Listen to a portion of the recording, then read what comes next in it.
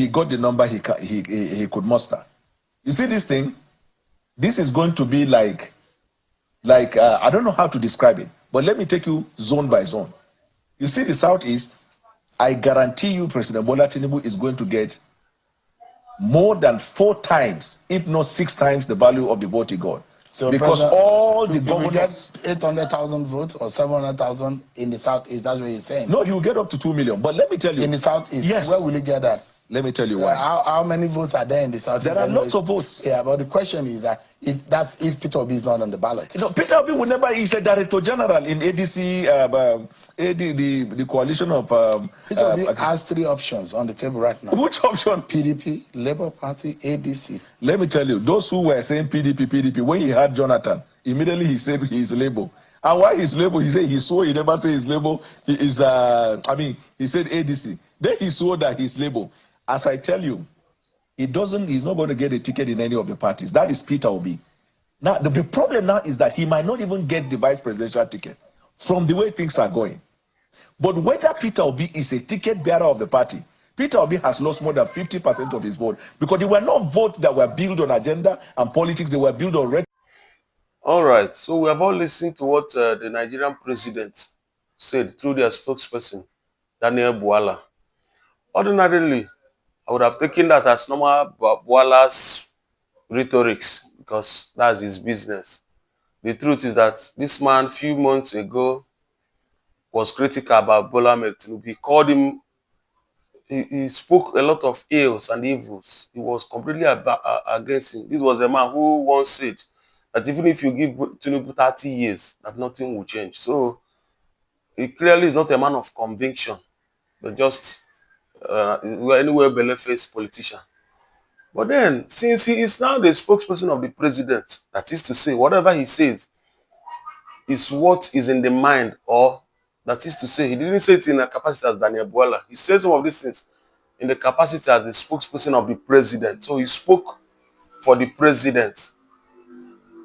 What are the 2 things, what are the 2 takeaways from what Daniel Bwala said? First, that Tinubu will get 2 million votes in the Southeast. And this is laughable in reality. If it is where it is a place where democracy works. But in a typical Nigerian politics, it is possible, it's doable. But for those who don't know, even Peter Obi in the last election did not even get up to 2 million votes in the Southeast. He scored around 1.9 million or so. So Peter Obi did not even get 2 million votes in the Southeast. But now Bola Tinubu will score. The man has scored 127 something votes in the last election in the Southeast. We suddenly get up to 2 million votes.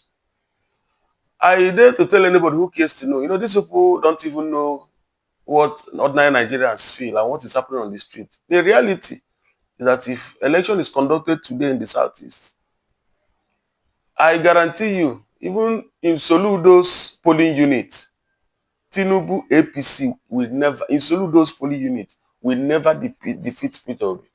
It's just a fact. It is fact. Quote me anywhere. Election is still 2 years ahead.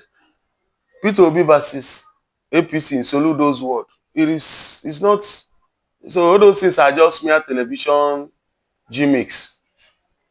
But there's also an awareness for us to open our eyes and be able to know actually what these people are thinking and what their strategies or their plans may be. Because it's clearly obvious that if it is based on facts, if it is based on how they have governed Nigeria, if it is based on how they have distributed their dividends of democracy, it's clear that nothing. So they're not even campaigning on what they have done.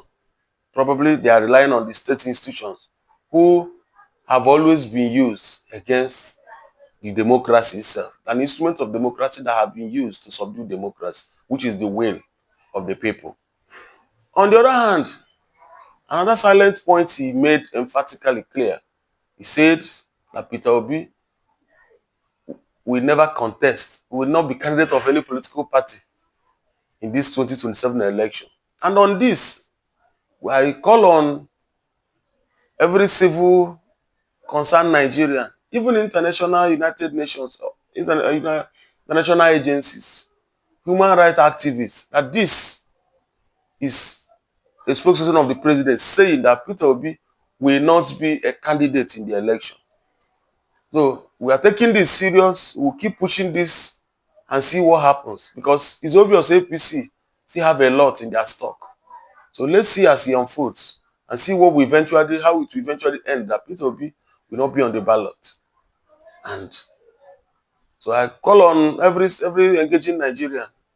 This is clearly obvious that this thing is always about Obi. I don't know who is in charge, because it's beginning to make sense. What some of those people in the other camp allegedly that Peter Obi won the election, but it was the results were shortchanged. So we call upon INEC, we're calling on every instrument of democracy in Nigeria to be on the lookout and see what APC and the president is up to.